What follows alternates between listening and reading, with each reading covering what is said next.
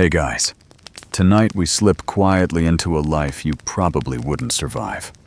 One spent ankle-deep in river mud, with goatskin slung over your shoulders and the scent of lime pits following you around like a shadow. It's parchment making, and it is as glamorous as it sounds. So, before you get comfortable, take a moment to like the video and subscribe, but only if you genuinely enjoy what I do here. And if you're tuning in right now, drop a comment with your location and local time. I love seeing where these sleepy journeys drift out into the world. Now, dim the lights, maybe turn on a fan for that soft background hum, and let's ease into tonight's journey together. The riverbank greets you with a soft mist rising off its surface, reeds bowing under beads of dew. Your boots sink a little with every step, making that sticky, sucking sound that you hope doesn't pull you off balance this early in the morning. The water is colder than expected, sharp enough to make you wince when you splash it on your face. But this is how parchment life begins. Quietly, with damp air clinging to your clothes, and a pile of hides waiting nearby that already smell halfway between leather and yesterday's forgotten stew. You stoop to rinse a skin in the water, its pale surface catching glints of dawn light. Mainstream fact time. Parchment wasn't paper at all, but treated animal skin, usually goat, sheep, or calf, carefully prepared until it could hold ink for centuries. What you hold in your hands might one day carry royal decrees or monkish doodles of saints and monsters. You smile at that. Right now, it just feels like an uncooperative flap of soggy laundry. Some say makers used every trick they could to keep these hides workable. There are fringe accounts of early artisans rubbing them with milk or even beer to soften the fibers. If true, it's either ingenious recycling or proof someone wanted to sneak in a mid-shift drink. Historians still argue whether the earliest European parchment mills picked up their techniques from the Eastern Mediterranean or reinvented them locally. But either way, the work remained stubbornly the same. Cold water, heavy butus, aching arms. You hoist another skin, trying not to breathe too deeply, and joke under your breath that this is the original gym workout. Lift, rinse, repeat. Somewhere nearby, geese honk at you like disapproving foremen, while frogs plop into the river as though mocking your pace. Your hands grow numb, but the rhythm has its own sleepy calm, a kind of meditation that comes from repetitive labor. The world feels slow, quiet, and faintly ridiculous when your morning begins with goat's leftovers and ends with thoughts of medieval bureaucracy. And as you straighten your back, stretching sore shoulders against the pale horizon, you think of the day stretching ahead. Lime pits, scraping knives, wooden frames, and endless patience. For now, though, you let the river carry the weight of silence, the current whispering like a lullaby around your boots. By the way, if you haven't already, you might want to gently tap that like button and subscribe so you can follow along with more slow, sleepy wanderings into forgotten crafts. But no rush. Your hides aren't going anywhere, and neither is the river. The river holds you a little longer this morning, its ripples catching the first fingers of sunlight as you wade in again with another bundle of hides. They are heavier when soaked, each fold clinging to your arms, dripping down into your sleeves in a way that makes you question your life choices. You mutter something half-hearted about inventing a medieval laundry service, though the truth is, nobody would pay for clothes washed in goatskin runoff. Still, this is the start of the work. Water, hides, and the patience to repeat the same motions until time blurs. You crouch at the edge, letting the skins sink in the cold current, swaying like strange river creatures just below the surface. The smell drifts up, sharp, meaty, oddly sour, and for a moment you wish history had gifted parchment makers some better cologne. But here you are, rinsing one, then another, knowing that these will be transformed into something meant to outlast you by centuries. That's the paradox. The dirtiest job builds the cleanest slate. The mainstream fact slips into your thoughts. Parchment makers relied on running water not just for convenience, but to keep hides from rotting before they could be treated. Without constant rinsing, the skins would sour quickly, turning into something more useful for feeding pigs than preserving scripture. And so, the river became both workshop and lifeline, as much a tool as the scraping knife or the frame. You wring a skin across your knee, droplets spraying into the grass. It looks unpromising, flabby, veined, translucent. But this is how it always begins. Fringe tidbit.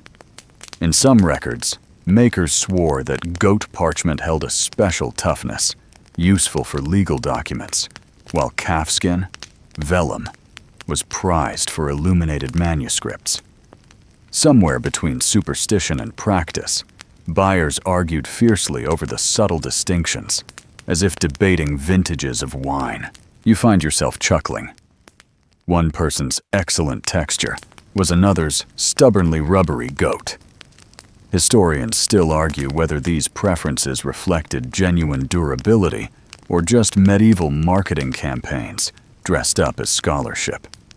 You dunk the hide again, swishing it back and forth, watching the murk flow downstream. Your arms grow heavy, but there is a kind of dull comfort in the repetition. The frogs return, one slipping onto a nearby rock, staring at you as if to ask why you've stolen its pond. You answer in silence with a splash, and the frog blinks once, unimpressed. The chores lengthen, lifting, folding, rinsing, stacking. Occasionally, a breeze lifts the stink away and carries the scent of wet reeds and distant wood smoke instead. You breathe that in deeply, grateful for the reprieve, then laugh softly because you know it won't last. Nothing about this job is glamorous, except perhaps the quiet moments when you can imagine you're simply walking by the river with no hides to tend, no lime pits waiting to bite into your skin. Your neighbors would already be stirring in town. Bakers setting dough near hearth embers, smiths stoking forges, children tumbling out to chase one another through crooked streets. You, though, stay here with your stubborn hides. Someone has to. Without parchment, the monks would grumble, the clerks would stall, and the courts would fumble through disputes without the comfort of ink on skin. It's an odd kind of power, hidden beneath mud and stink. You smile at that thought, then shake your head.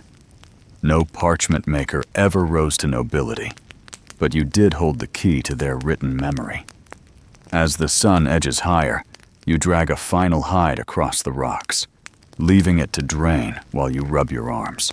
Your fingers are pale from the chill, pruned like you've stayed too long in a bath you didn't want to take. A little joke sneaks out. You could probably market this as a medieval spa treatment. Exfoliation via goat slime, invigorating river dunk, guaranteed to keep suitors away for weeks. Somehow, the geese honk approvingly, as if they would sign up. There's an odd satisfaction, though, watching a stack of hides grow beside you, clean enough for the next stage. Each one carries with it a small victory against decay, against time, against the ever-present danger that all your effort might spoil overnight. You pause, leaning on your knees, and let your gaze rest on the current. It glitters now, brighter, carrying away scraps of hair, dirt, and worry alike. The day's rhythm will change soon. You'll haul these damp weights toward the lime pits, where they will steep in chalky stillness. That's another labor for another hour. For now, you linger in the liminal space between river and pit, between raw skin and potential page. You know that centuries from now, someone might turn a leaf you helped create, running their fingers across its smooth surface without ever imagining the cold mornings or goatskin perfume that went into it. That thought steadies you. Still, there are debates in your mind. Historians still argue whether parchment was universally preferred to papyrus or early paper, or whether the choice came down to regional availability. Some claim monks rejected paper at first, suspicious of its fragility, while others suggest it was simply more expensive to import. You don't solve that puzzle here at the riverbank. You just rinse another hide, humming softly to the frogs. By late morning, your back aches and your sleeves cling damp against your arms. You shake them out, sighing at the futility, then grin at the absurdity. Who needs a gym membership when you have 20 goat skins and a stubborn river? You drop onto a flat stone for a moment, stretching your legs, letting sunlight warm your cheeks. The quiet hum of water, reeds, and distant birds wraps around you like a blanket, and you almost forget the stack of work that still waits. Almost. You rise again, shoulders stiff, lifting the hides one by one onto a cart. The wheels creak, the boards shudder, and you murmur a half-hearted prayer that the cart survives the day. The hides, piled like a stack of pale, reluctant pancakes, drip steadily through the cracks as you tug the cart away from the riverbank. Somewhere in the distance, church bells mark the hour, their tones floating across the fields. You pause, listening, then push onward. The bells may belong to monks who will curse your parchment next week for being too thin, too thick, or too wavy. But without you, their words would have no skin to cling to. That irony makes you chuckle again, shaking your head as the cart lurches over uneven ground. Ahead lies the pit, the chalk, and the pungent hours of soaking. But for now, you let the memory of the river linger in your mind. Cool, steady, unforgiving, and essential.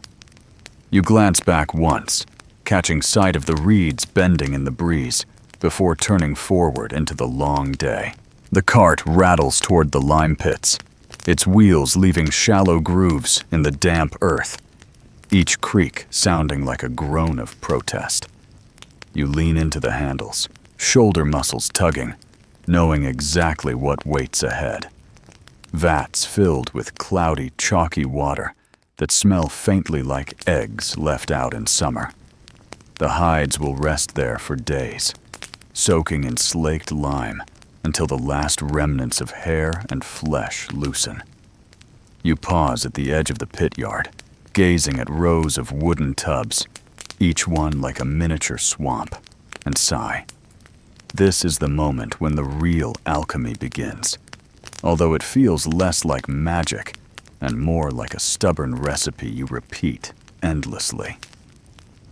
You heave one hide over the rim of a vat, watching it fold and sink beneath the pale liquid. The surface shivers, bubbles rising slowly before popping with soft plunks. If you wanted to sell this as gourmet soup, you'd have to call it rustic farmhouse broth, though even the hungriest medieval traveler might hesitate. A gentle joke slips out. You wonder if anyone ever tried to season it with herbs by mistake.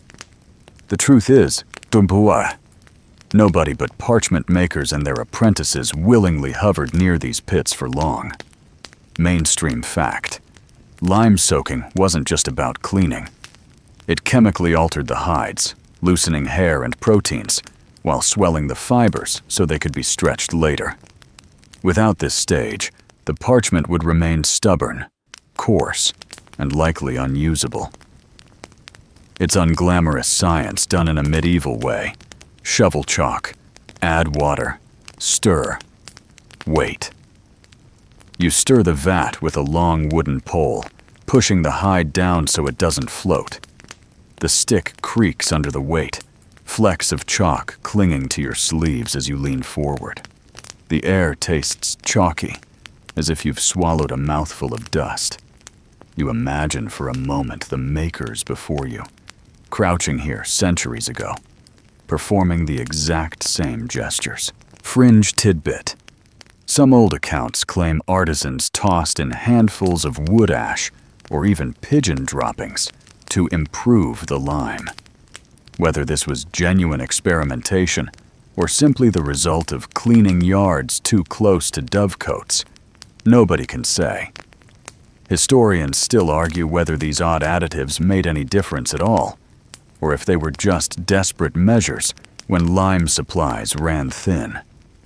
The hides shift as you stir, pale shapes sliding under the surface, almost alive in their sluggish movements. You steady your breath, letting the rhythm settle. Push, swirl, sink. Every few minutes, you step back, wiping your hands on your tunic, though the chalk streaks stay. The smell, sharp and eggy, clings to your nostrils, reminding you that this is no place to daydream too long. Yet your mind does wander, just a little. You imagine scribes unrolling finished sheets, pressing quills into the surface, muttering over ink flow. You wonder if they ever considered the sour vats their pages once bathed in. Probably not. They would curse your work for uneven grain, for blotches, for invisible flaws, but never think of the long soaking, the careful stirring, the chalk clinging to your eyelashes. You laugh softly at the invisibility of your craft. The day grows warmer. Sunlight filters into the yard, glinting off the pale vats, making the liquid shimmer like milk gone wrong. Flies buzz lazily around the rim, and you swat them away with your sleeve. There's a joke somewhere about this being the worst spa in Europe. Mud baths, chalk scrubs, and the faint chance of accidentally falling in. You shake your head at the thought, though you've heard whispers of apprentices who slipped, shoes ruined, pride dented, smell lingering for weeks. You haul another hide over, grunting as it slaps into the vat with a wet sound that startles the geese nearby. They honk angrily, as though you've interrupted their meditation. You mutter an apology to birds that clearly don't care, then go back to your task.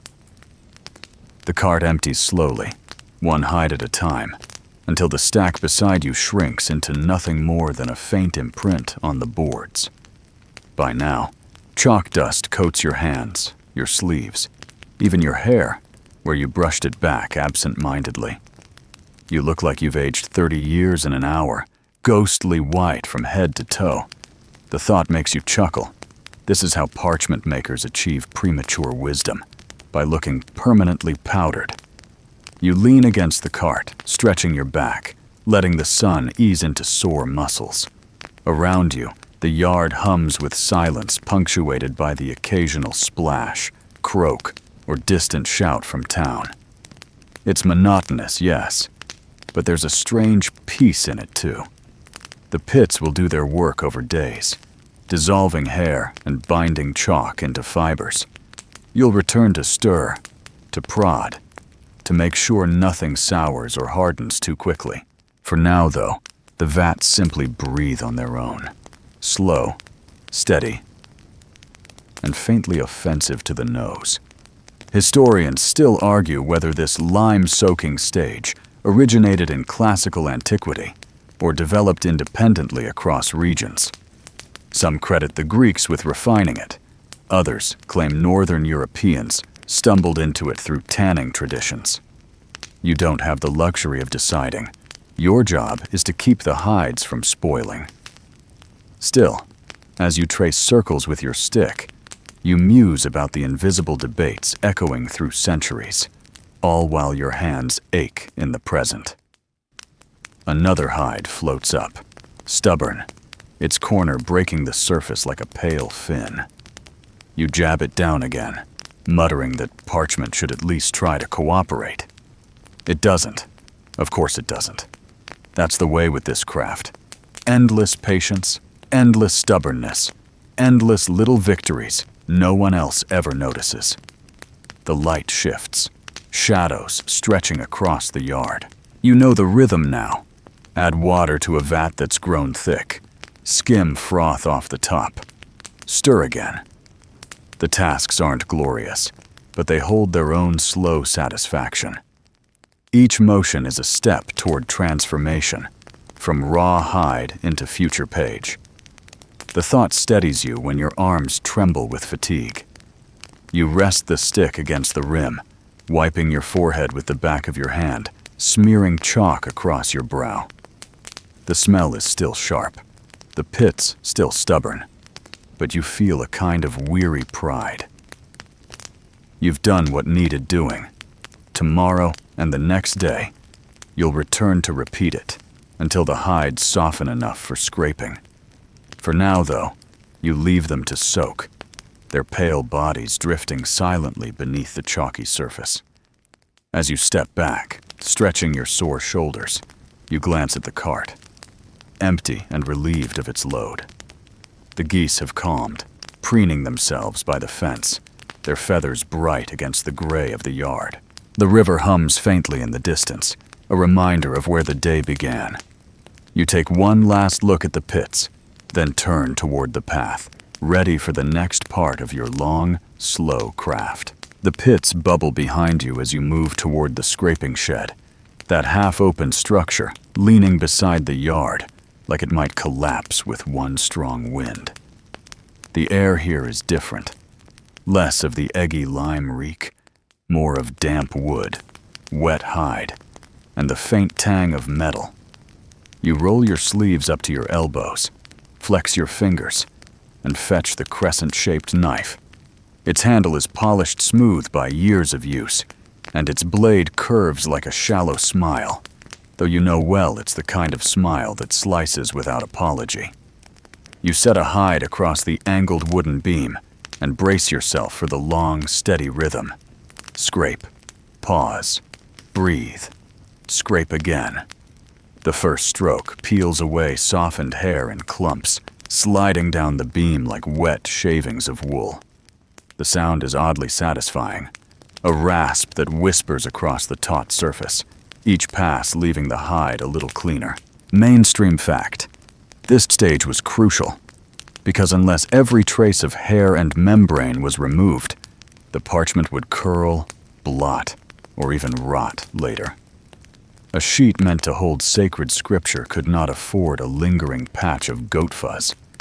You press harder, watching the fibers reveal themselves, pale and thin under your careful hand. The morning stretches as you work, each scrape a reminder of muscles in your shoulders you didn't know you had. You crack a joke to no one. This is medieval Pilates, the slow burn guaranteed to sculpt exactly zero admiration. But there's comfort in the monotony, the way the knife sings against the hide, the way curls fall to the ground until the floor is littered with hair like some eccentric barber has been at work. Quirky tidbit drifts in. Some accounts claim makers collected these scraps of hair for stuffing cushions, or even mixing into mortar. Imagine building a house reinforced with goat leftovers. Stronger, weirder? Probably both. Probably.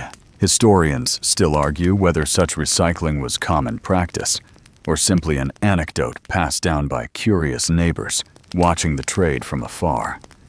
You glance at the pile on the floor and shrug. Waste not, want not, though you doubt anyone would pay good coin for goat hair pillows. The hide stretches under your hand, resisting here, softening there. Sometimes you scrape too hard, and the blade nearly cuts through, leaving a scar that will never vanish. You curse softly, shaking your head. Too rough, and you ruin hours of soaking. Too gentle, and you leave scraps that will haunt the scribe's pen. Balance is everything. Sunlight filters through the gaps in the shed walls, striping the hides in gold as you work. Dust motes drift lazily, carried by each sweep of your arm. The rhythm slows your breath, calms the buzz in your head. It's work, yes, but it feels like meditation. Each scrape erasing something unnecessary until only what's useful remains. You pause to flex your wrists, rubbing the ache out with chalky fingers. Beyond the yard, children shout faintly from town, their laughter carried by the breeze. It reminds you that life continues elsewhere while you are buried in hides. You chuckle, muttering that Parchment never takes a holiday. Maybe that's why monks relied on it. They knew they'd have endless sheets ready, even if you never got a break. Another hide slides into place. You press the blade firmly, feeling resistance, hearing the rasp echo like a saw.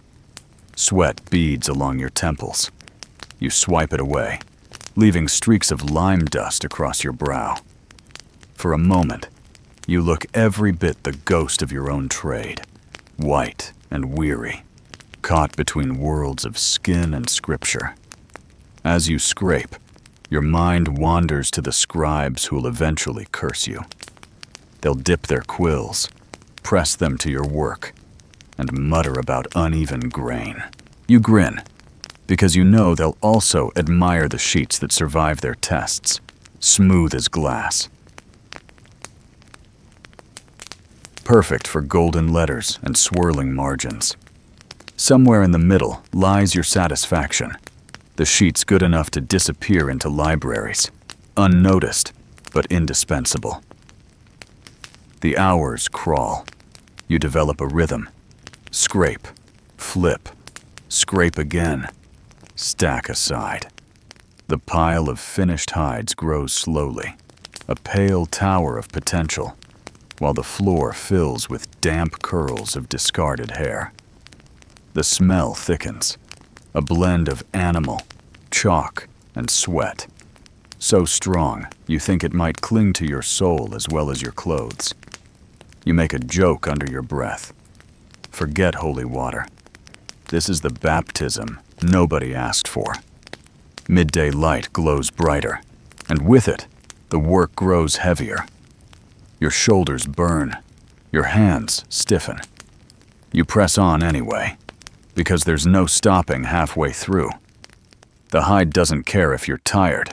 It demands patience, precision, persistence. 3 qualities no medieval romance would ever celebrate, but the written word depends on them all the same. Some say the knife used here had many names. Lunellum, half moon, crescent. Whatever you call it, its edge rules your day. A slip could ruin a sheet, or worse, slice your own hand. You tighten your grip, careful, deliberate. Historians still argue whether specialized guilds protected these tools as secrets or freely shared them with apprentices. You're not sure. You only know that your knife feels like an extension of your arm, as essential as breath in this craft. The sun shifts again, shadows stretching across the beam. You pause to drink from a flask, the water warm but refreshing enough. It washes some of the chalk from your mouth, though the taste of lime lingers stubbornly. You wipe your lips with your sleeve and return to the hide, muttering that even wine wouldn't help here. Not when your nose is buried in goatskin all day. Still, you carry on, scrape after scrape, until the hide gleams faintly in the light. Smooth, pale, nearly ready. You lift it carefully, laying it on the stack with a quiet pride. This one will do. You can almost see the letters forming on it already. Black strokes of ink, careful curves of script, margins filled with color. You smile faintly, then pick up another hide, because the day is far from over. The scraping shed hums with your labor, each stroke echoing like a soft drumbeat. Time slips away unnoticed, measured not in but in hides cleaned, in hair piled, in the ache spreading through your muscles. By the time the bells toll faintly from town again, you've scraped enough to fill half the stack. You stretch, roll your shoulders, and look at your work. It's imperfect, yes, but it's progress. And so as the afternoon drifts on, you continue in that same rhythm. Scrape, breathe, scrape, knowing tomorrow will bring the same, and the day after, until the hides are ready for stretching. For now, though, you set the knife aside, flex your stiff hands, and listen to the faint song of the river carrying on without you, patient as ever. The hides lie in a growing stack, pale and pliant, waiting for their next ordeal. You take a breath and push open the gate leading toward the stretching ground. The space is open to the sky, ringed with wooden frames that stand like skeletal walls of a half-built house. Each frame bristles with small holes drilled along its edges, waiting for cords and pegs. Sunlight pours across the yard, highlighting the damp grass beneath your boots. You drag the first hide forward, its limp weight folding awkwardly against your arms. You lay it across a frame, smoothing its edges as best you can. The wood is rough beneath your fingers, splintered from years of use. You reach for the bundle of cords, twisting them into the tiny slits cut along the hide's edge. With practiced movements, you begin fastening each corner outward, pulling the skin taut like a drum. The surface resists, stretching reluctantly, but you know the secret. Steady pressure, not brute force. Each tug draws the hide tighter, transforming it from flabby sheet into a pale canvas humming with tension. Mainstream fact. Stretching the hides on frames was vital to making Parchment stable. The process aligned the fibers and allowed the surface to dry flat. Without it, sheets curled, buckled, or shrank unpredictably, useless for writing. You can see the logic in it. Words demand stability, not a page that folds like a sulky child. The cords creak as you adjust them, the hide squealing faintly where it pulls. You wince, though you've long since grown used to that sound. You mutter that it's the closest thing to music this trade ever provides, a symphony of squeaks that would never sell tickets. Still, the rhythm comforts you. Tie, pull, peg, repeat. By midday, the yard is alive with pale sails flapping slightly in the breeze, each hide a translucent banner tethered to its frame. The sight is eerie, like a village of ghosts waving gently. Quirky tidbit floats in. Some stories claim parchment makers hung frames near roads on purpose, letting travelers gawk and spread tales of spectral sheets fluttering in the sun. Whether for superstition or advertising, the sight left an impression.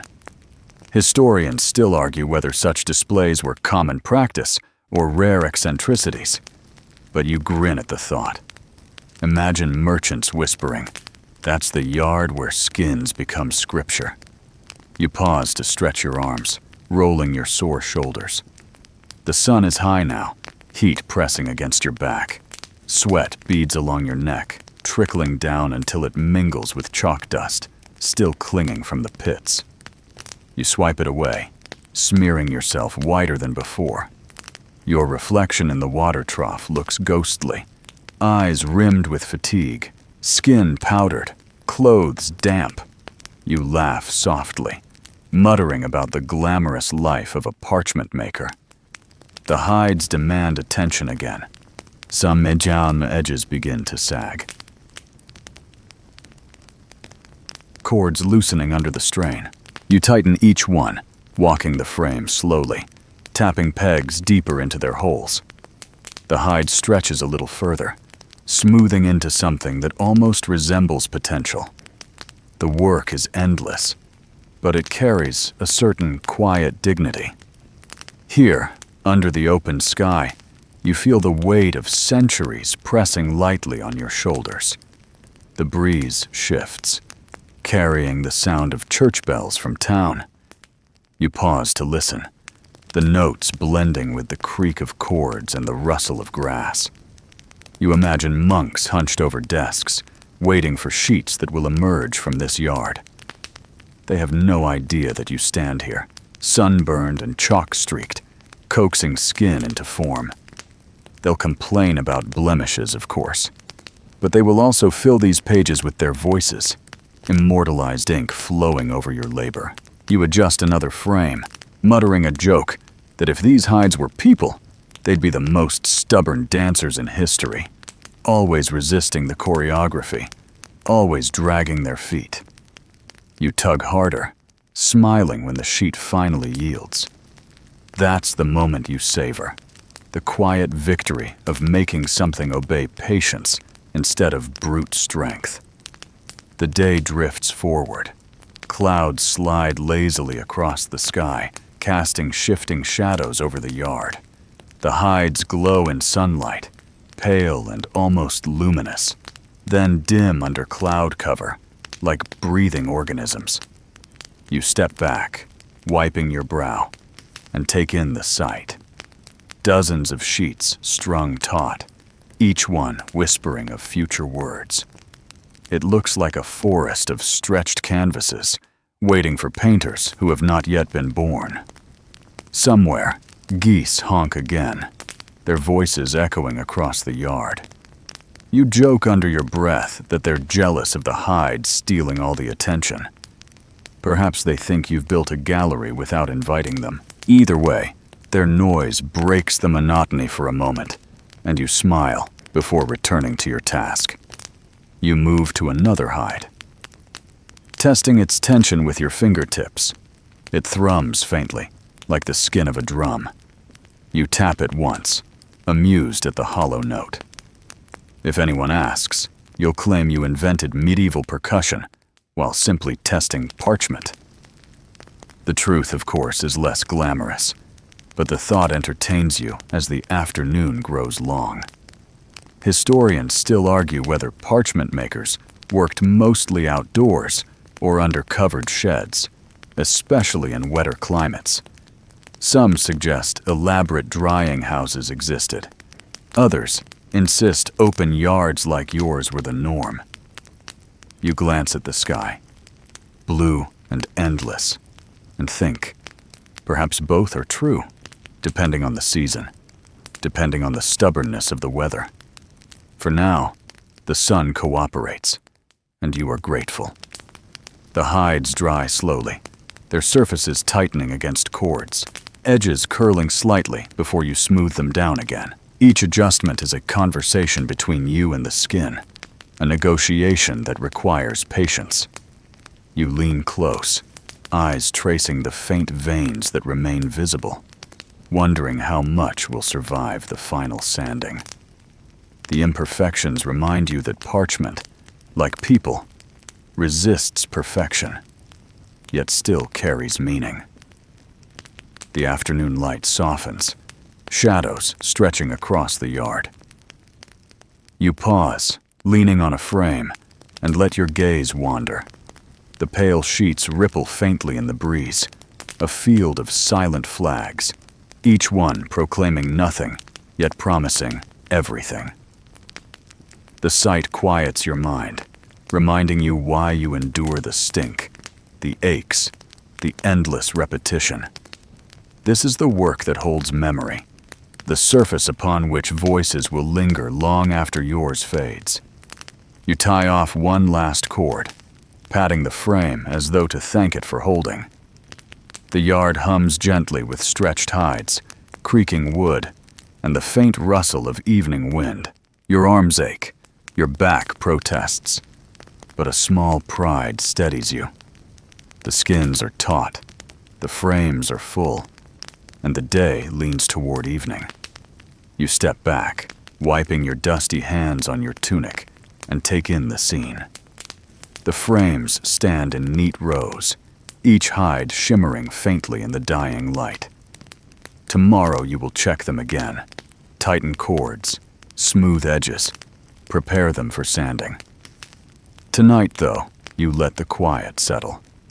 The sun dips lower, painting the hides gold, and the world feels hushed, patient, and oddly beautiful in its stubbornness. You rise early the next morning, before the mist has fully lifted from the river, and walk back to the yard, where the hides stretch stiffly in their frames. They've dried overnight, pale and tight, their surfaces humming faintly when you press a fingertip against them. Today will be about smoothing, turning these taut sheets into something a quill might one day glide across without snagging. You carry a sack of pumice stones, chalk dust, and a rag that has seen more hides than clean water. The scraping shed waits, though today you are not cutting, but polishing. You pick the first frame, the hide already firm, almost brittle at its edges. You take the pumice in hand, rough against your palm, and begin to rub in slow, steady circles. The sound is faint, like sand sliding down a dune. Small flakes rise, floating in the air, catching the light, as if the hide itself is exhaling. Mainstream fact: pumice stones, imported from volcanic regions, were prized for their ability to grind surfaces smooth without tearing. Monasteries valued parchment polished this way because the smoother the surface, the clearer and finer the script could appear. You lean into the motion, steady, patient. Dust coats your sleeves, your hair, even your eyelashes, until you look as though you've aged another decade.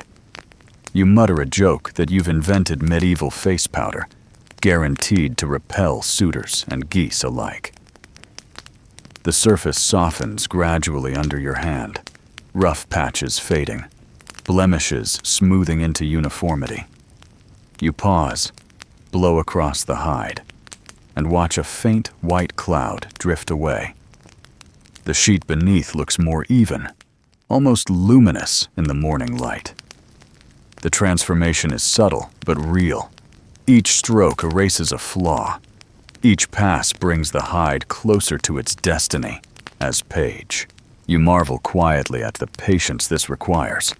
Hours of rubbing for results so easily taken for granted by those who will later fill it with ink. Quirky tidbit surfaces in your mind. Some artisans sprinkled finely ground chalk or even bread flour across the hide to absorb grease and provide extra grip for ink. You grin, imagining a monk unknowingly writing the gospel over a surface seasoned like a baker's board. Whether it truly improved longevity or was simply a trick passed down from masters to apprentices, nobody knows for certain. Historians still argue whether chalking was universal or regional, a secret guild technique, or merely another superstition among many. The hours lengthen as you work, stone against skin, hide after hide. The rhythm lulls you into a trance. Rub, blow, dust, repeat. Your hands ache, your shoulders burn, but your mind drifts into a curious calm. Outside, the world moves quickly. Merchants haggling, farmers shouting. But here, time slows to the pace of pumice across parchment. You almost forget the world beyond the frame, lost in the gentle rasp of stone and the whisper of dust. You stop occasionally to flex your fingers, rubbing the cramps out of your knuckles. The ground around you grows white with flakes, a strange snow piling against the shed walls. A breeze carries some away, scattering tiny ghosts into the air. You wipe your brow with the back of your hand, only to leave streaks of dust across your face. You laugh softly, thinking that if beauty is pain, parchment making has made you the most beautiful creature alive, though only in the eyes of geese. By midday, the light grows stronger, spilling across the polished surfaces. Some sheets gleam faintly, catching the sun in ways that almost make them appear alive. You test one with a fingertip, feeling the softness, the slight give beneath the smooth exterior. It's ready, you think. Ready for ink, for words, for centuries of human thought to cling to it. That thought carries you through the weariness, reminding you why the dust, the aches, and the endless circles matter. You reach for the chalk, sprinkling a fine layer over a sheet, then rub again. The surface brightens, tiny particles filling unseen pores. You imagine the quill's nib skating across it without catching, the letters flowing clean and dark. You whisper a small joke to yourself. Congratulations, Hyde. You're finally good enough for a monk's complaint. It makes you smile, even as your arms protest the weight of the stone. Historians still argue whether sanding and chalking were always done by parchment makers, or sometimes left to scribes themselves. Some manuscripts bear traces of repolishing by later hands, evidence that even centuries after creation, the page was still being coaxed smoother. You wonder what it must feel like, hundreds of years from now, for someone to hold a sheet you rubbed into shape, still serving its purpose, still carrying ink across its surface. The afternoon grows hotter, sweat mingling with dust, turning into paste along your temples. You wipe it away, leaving streaks that sting faintly. The hides, however, glow in the golden light, rows of pale sheets humming with promise. You pause to drink from your flask, warm water trickling down your throat, washing chalk from your tongue. The relief is brief, but enough to steady your hands for another round. As you return to work, the rasp of pumice blends with the murmur of wind through reeds, the calls of distant geese, the steady hum of life moving outside your little world. Each sound folds into the rhythm of the craft, becoming part of the strange music of parchment making. You smile faintly, realizing that while the world may laugh at your dusty trade, without it, their stories would vanish into silence. The sun dips lower, shadows lengthening across the yard. You set the pumice down, flexing stiff fingers, and step back to look at your day's work. The hides shimmer pale and smooth, transformed from stubborn skins into surfaces worthy of thought and memory. Pride swells quietly in your chest, not the loud pride of triumph, but the soft satisfaction of steady craft done well. You brush dust from your sleeves, though most of it clings stubbornly, and step toward the frames. The sheets flutter faintly in the evening breeze, whispering secrets of patience and persistence.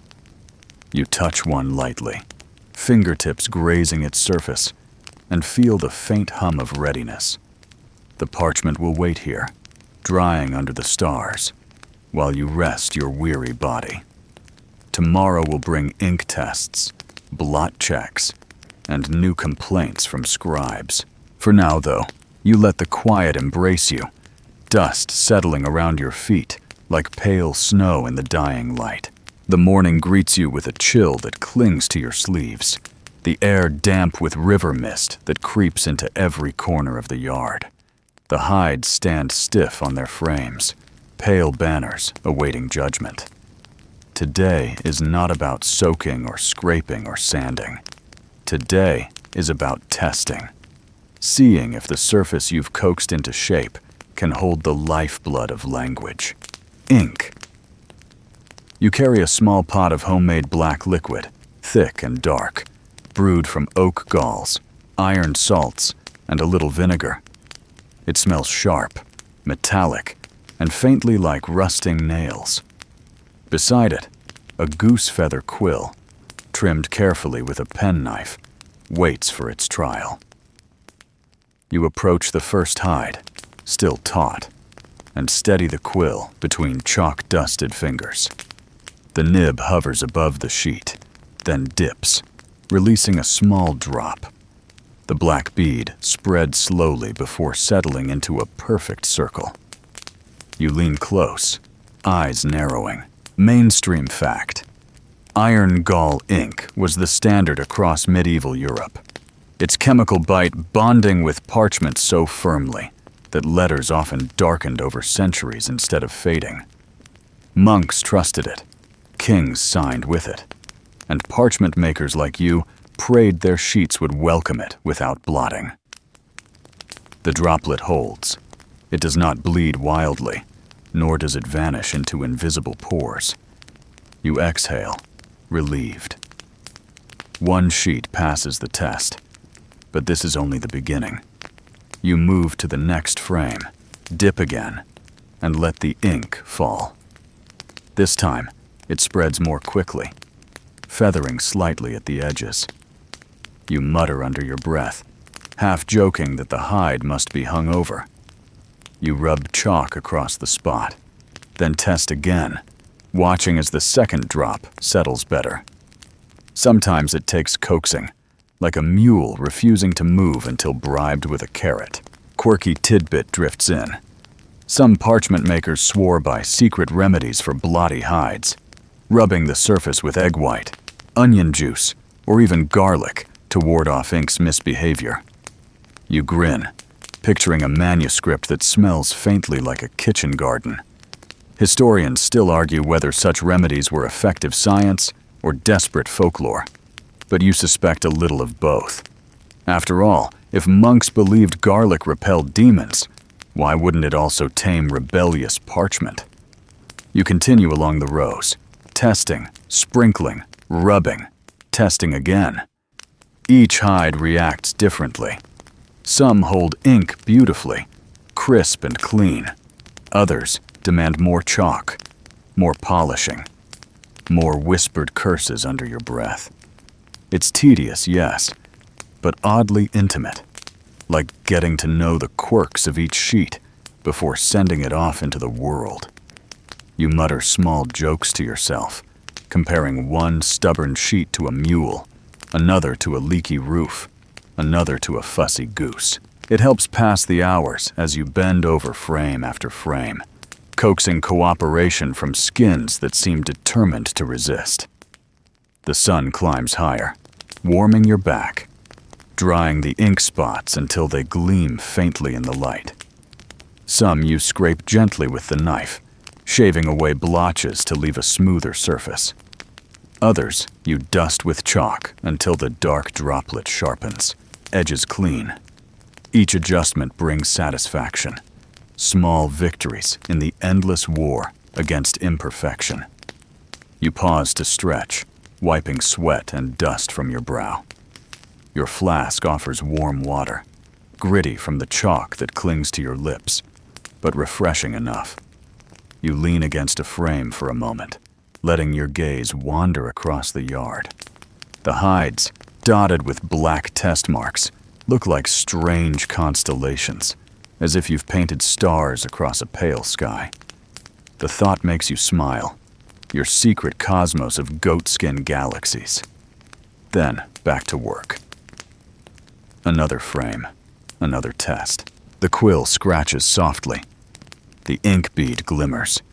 Your breath holds, and relief follows when the spot settles clean. You nod, satisfied. Yet your mind wanders again. You imagine the monks who will later unroll these sheets, filling them with their cramped Latin, drawing saints and monsters in the margins. They'll never know you stood here, smudged with chalk, coaxing ink to behave. They'll only see a smooth page, ready to swallow their words. Historians still argue whether parchment makers signed their work in hidden ways. Small marks, faint lines, tiny punctures in the margin. Some scholars claim to have found such signs. Others insist they're accidents of the process. You like the idea that somewhere, hidden in a monastery library, your fingerprint in chalk, or your careless scratch, still lingers centuries later. Unnoticed, but real. The afternoon light softens as you move through the last frames. Your shoulders ache. Your fingers stain darker with every dip of ink. The yard smells of vinegar and iron now, sharp against the sweetness of drying hides. You wipe your hands on your tunic, streaking yourself black and white like some peculiar jester. You laugh quietly at the sight. You'd be a terrible entertainer, but at least you'd have the most authentic costume in town. As the day wanes, you gather your tools. The ink pot nearly empty, the quill worn dull at the tip. The hides, however, gleam faintly, dotted with tiny test marks that whisper of future words. You touch one gently, tracing the clean edge of a dried blot, and feel a small surge of pride. These sheets are ready, or nearly so. A few will need more sanding, a few more chalk, but most have proven themselves. They can hold memory now. You step back, gazing at the rows one last time. The sun dips lower, painting everything gold. The hides glow like lanterns, black dots shimmering against pale surfaces. They look alive, as though they breathe quietly in the evening air. You take a long breath, letting the moment settle in your bones. The river murmurs in the distance. Geese honk lazily. The world folds into calm. You gather the quill and pot, tucking them under your arm. Tomorrow will bring errands, buyers, and the endless complaints of guildmasters. Tonight, though, you leave the yard in silence, dust rising behind your steps, ink-stained hands folded across your chest. The hides remain, taut and waiting, like pages dreaming of words they do not yet know. You shoulder the bundle of test-marked sheets the following morning, rolling them carefully and tying the stack with a length of cord. They are heavy but manageable, their pale surfaces pressing against one another with a faint squeak as you adjust the weight. Today is not for scraping or sanding or testing. Today is for errands. Walking into town to place your labor before the eyes of buyers, guild scribes, and merchants who always seem eager to pay less than they should. You grin wearily at the thought, muttering that parchment may hold eternal words, but it rarely holds fair coin. The road winds from the riverbank toward the town, narrow and rutted from cartwheels. Your boots crunch against gravel, and each step raises a faint cloud of dust. Birds chatter in hedgerows, their songs lively against the steady rhythm of your breathing. The bundle presses into your back, and you shift it higher, sighing at the ache already settling into your shoulders. But errands must be done. Without the town, your craft would never move beyond your yard. Mainstream fact: medieval towns often had specialized markets, and Parchment was no exception. Guilds regulated the sale, setting rules for quality, weight, and even the number of sheets per bundle. You know these rules well. They hover over every transaction, like invisible scribes ready to note your smallest error. As you reach the town gates, you nod to the watchman, who eyes your bundle with little interest. He has seen it before, week after week. Parchment makers trudging in with rolls under their arms. Inside, the streets bustle. Bakers shout about fresh loaves, fishmongers wave their slippery wares, and smiths hammer steadily in open forges. You weave through the noise, the smell of bread mixing with smoke, sweat, and a faint tang of livestock. You pass stalls draped with cloth, tables stacked with pottery, baskets overflowing with herbs. Children dart between legs, chasing one another, their laughter rising above the din. You smile faintly, though your path leads you elsewhere, to the covered arcade where guild buyers gather. The space hums with the sound of negotiation, voices rising and falling like waves against a shore. You find a table, set down your bundle, and untie the cord. The sheets spread out, pale against the rough wood, their faint ink marks showing proof of testing. A guild buyer leans over, his face long and skeptical, fingers running across the surface with exaggerated care.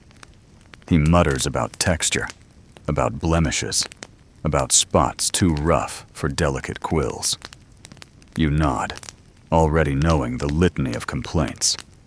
It is a ritual, as old as the craft itself. Quirky tidbit surfaces. Some records describe parchment buyers biting sheets with their teeth to test resilience, much like merchants bite coins to check authenticity. You watch the buyer now and wonder idly if he'll try the same. He doesn't, but his frown suggests he might if he thought you'd let him. Historians still argue whether such strange tests were widespread practice or isolated eccentricities, but the image amuses you nonetheless. The buyer clears his throat, names a price lower than fair. You resist the urge to roll your eyes. You remind him that your hides were tested, smoothed, and proven. He sighs, counters again, the dance continuing until you meet somewhere in the uneasy middle. Coins clink into your hand, heavy but never enough.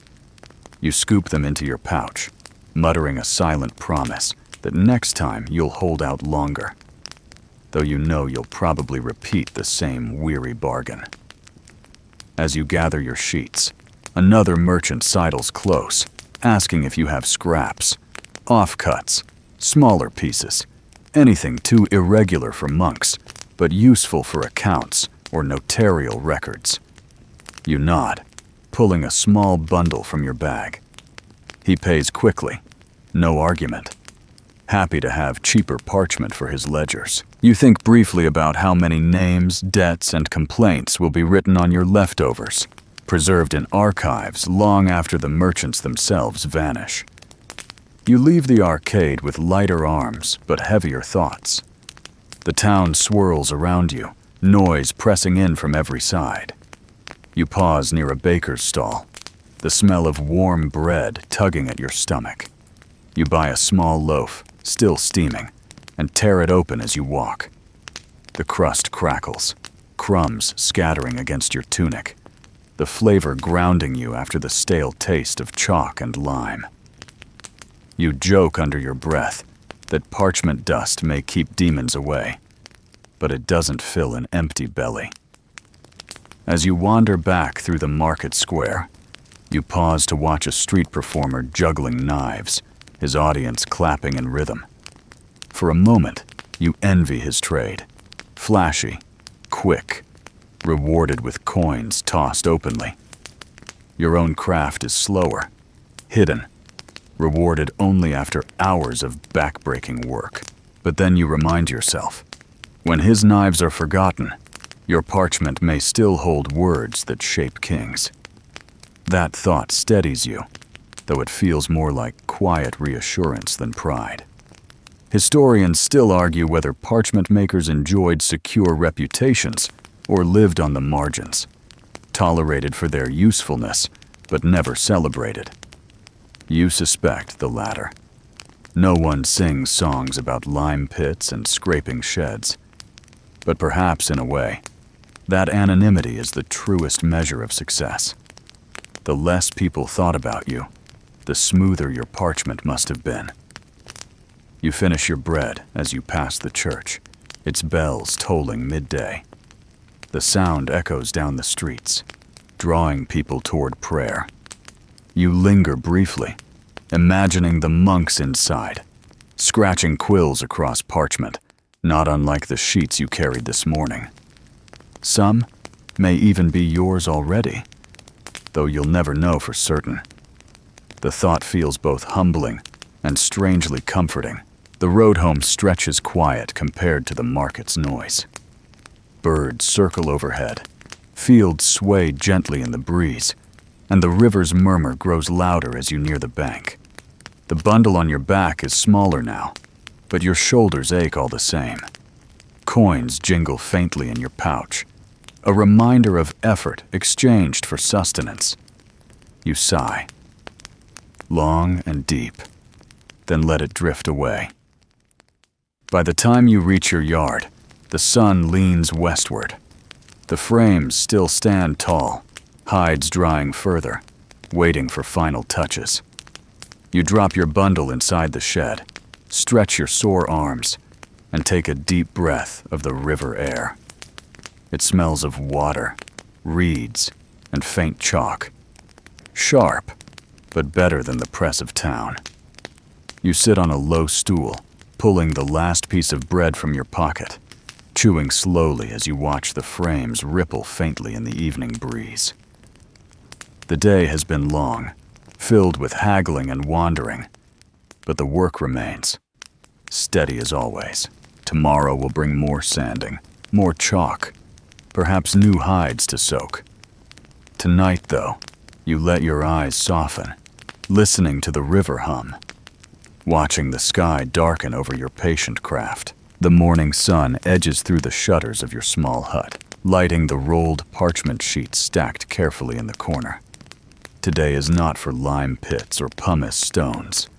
Today is for delivery, handing over your work to those who will grumble, praise, and finally cover it in words. You sling a bundle across your back, leather strap digging into your shoulder, and set out toward the monastery.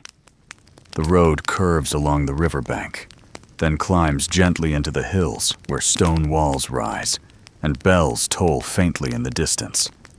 Your boots crunch on gravel, each step steady under the weight of the bundle. You mutter that Parchment is the original gym membership, though one with no perks except aching shoulders. Birds chatter overhead, their songs contrasting with your slow, heavy pace. The air grows cooler as you near the stone complex, the smell of wood smoke and brewing ale wafting faintly from behind its walls.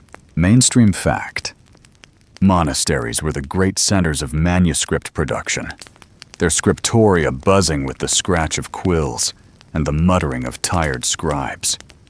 Without Parchment, those scriptoria fell silent. And so, even if monks complained endlessly, they needed you.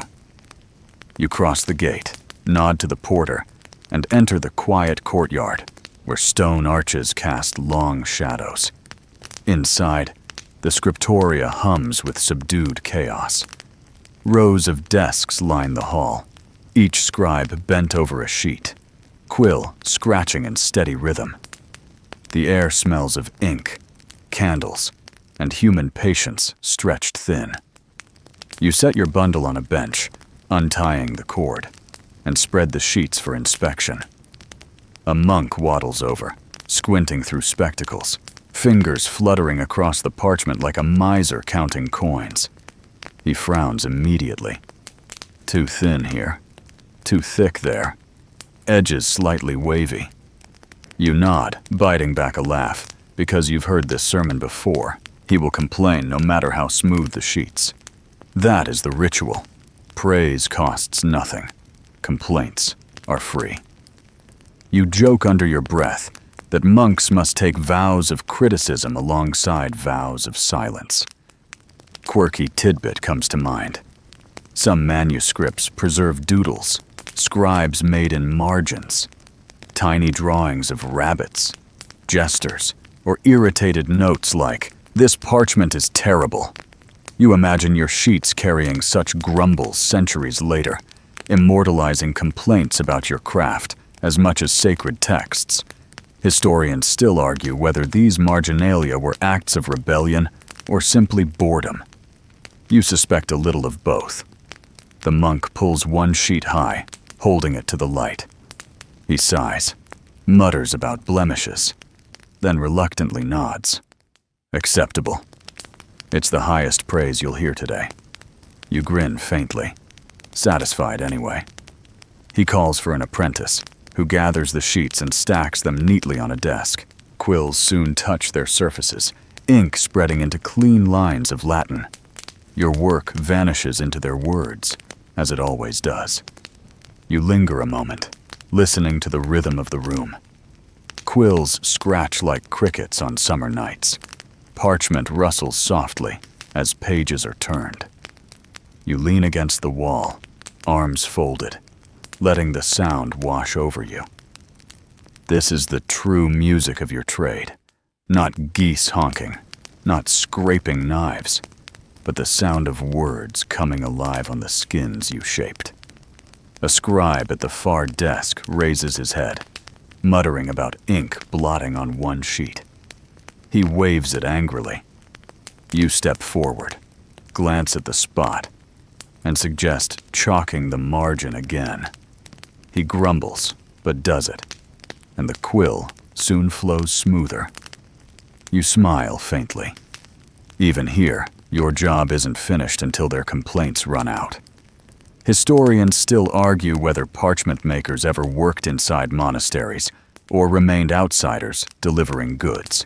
You know only this: you stand in the middle ground, visible yet invisible, needed but rarely thanked. And somehow, you prefer it that way. Words need silence to be heard, and parchment makers live in that silence. By midday, your bundle is gone, sheets scattered across desks.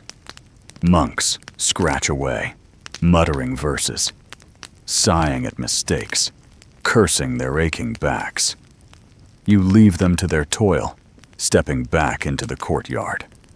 The sun warms your face, the bells toll again, and you breathe deeply of the outside air. The monastery fades behind you as you follow the road back toward the river.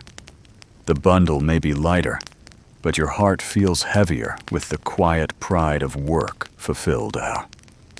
Those sheets will carry words for centuries, long after your own name fades.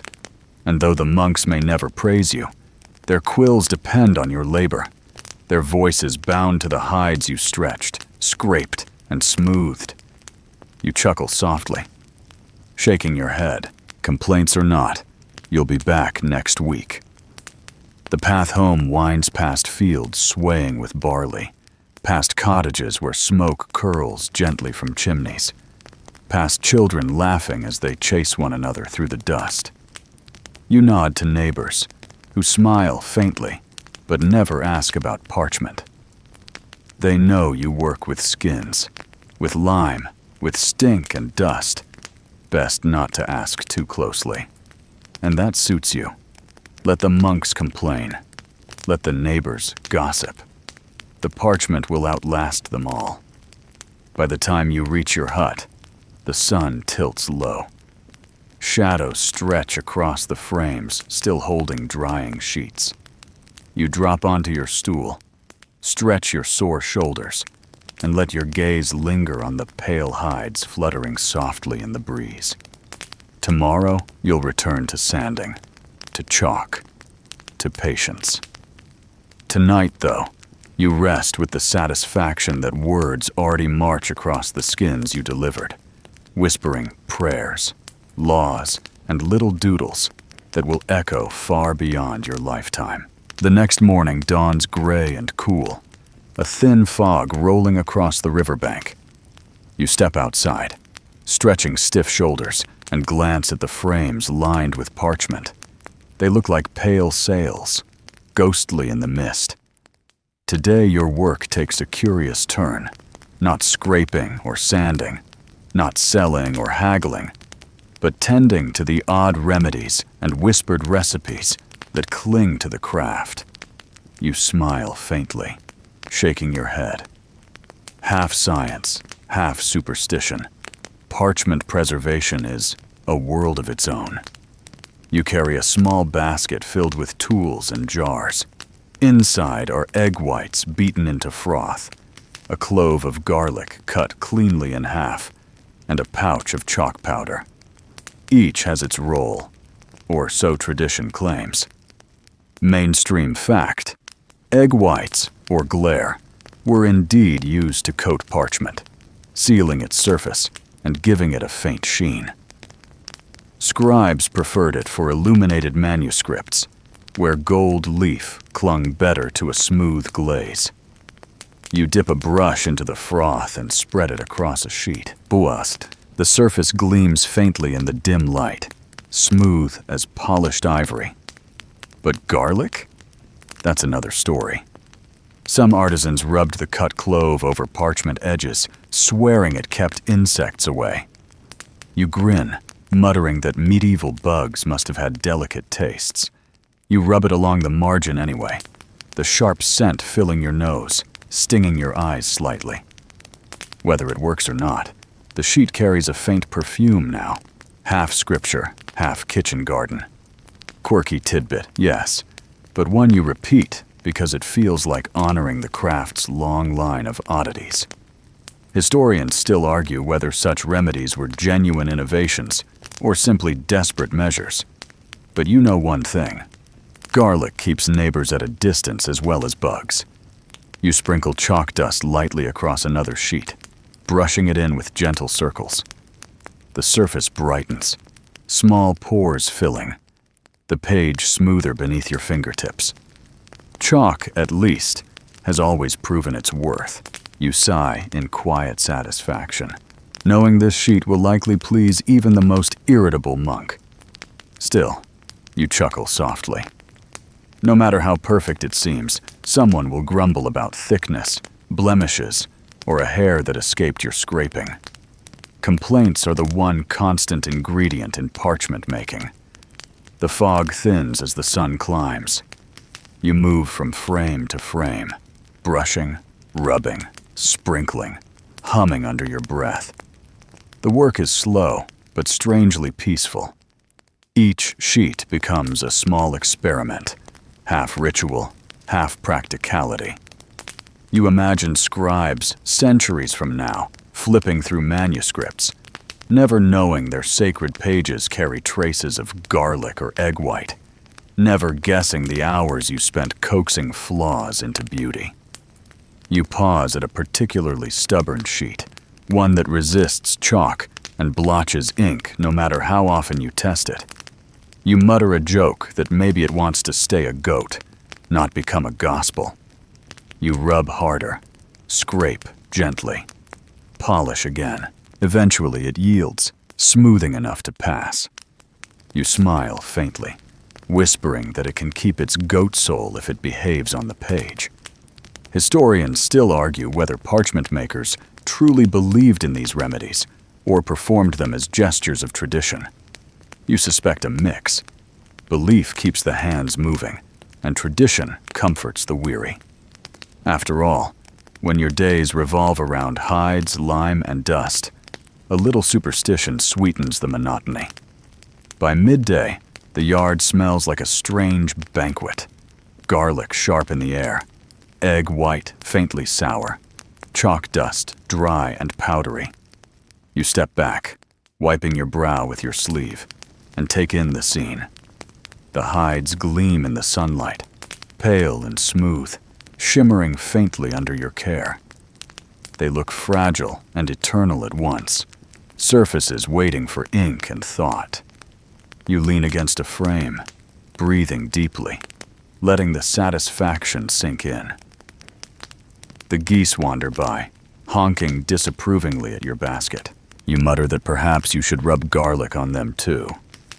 They hiss in reply, as if to say they are already holy enough without your remedies. You laugh softly, shaking your head. Then return to your brush. The afternoon drifts, time measured not in hours, but in sheets tended, remedies applied, dust brushed away. Your arms ache, your eyes sting, your hands smell faintly of cloves and chalk. Still, you press on. The work feels endless, but each sheet you touch becomes smoother, stronger, more ready to carry words across centuries. As the sun tilts westward, shadows stretch across the yard. You gather your tools, tucking the garlic back into your basket, pouring the last of the chalk into its pouch. The egg whites have grown watery, their froth collapsed into a thin film. You sigh, tipping them out onto the ground, watching them soak into the soil. You wipe your hands, streaks of white and dust lingering, no matter how hard you rub. You step back once more, surveying the yard. The frames stand proud, hides gleaming faintly, remedies worked into their fibers. They look like pale mirrors, reflecting the sky, promising words, yet unwritten. You smile faintly, satisfied despite the aches and the smells. This is the heart of your craft. Patience, odd rituals, and the quiet hope that your labor will outlast you. The river hums softly in the distance, the air cool again as evening falls. You carry the basket inside, set it by the door, and sit heavily on your stool. Your shoulders sag, your hands rest in your lap, and your eyes drift toward the frames outside. They sway gently in the breeze, whispering promises of memory, of history, of voices waiting to take shape. You close your eyes briefly, letting the quiet settle. Tomorrow may bring guild meetings, arguments, or errands.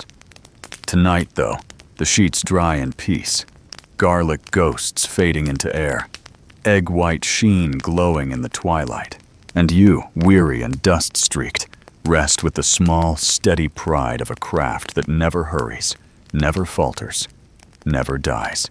The next morning arrives with a sharp knock of the church bell echoing across the fields, summoning not just monks to prayer, but merchants, artisans, and parchment makers like you to the guild hall. You sigh, already anticipating the long day of words instead of work. The hides will wait in their frames, but the guild will not. You sling a clean tunic across your shoulder, dust still clinging faintly to your hair, and begin the slow walk into town. The hall stands at the center of the market square, a squat stone building with high windows that never seem to let in enough light. Inside, benches line the walls, and a long table dominates the middle, covered with rolls of parchment, ledgers, and the ever-present scales. The air smells of ink, dust, and the faint sourness of too many men muttering complaints in close quarters. You take a seat, bundle of samples at your feet, and wait for the ritual to begin. Mainstream fact. Guilds governed nearly every trade in medieval towns, from bakers to blacksmiths to parchment makers. They set standards, enforced rules, and punished those who dared to sell outside their authority. Without their stamp, your sheets might as well be scraps. So you wait as the guildmaster enters, robes heavy, expression stern. He clears his throat, and the arguments begin.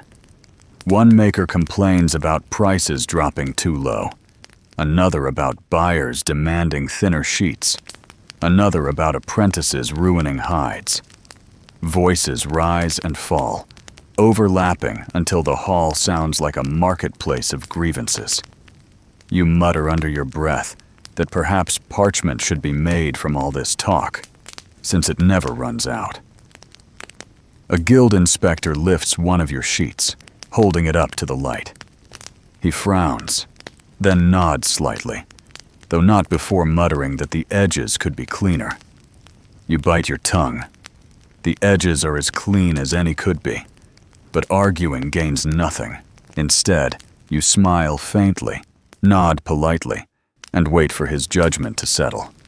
Quirky tidbit floats in your mind.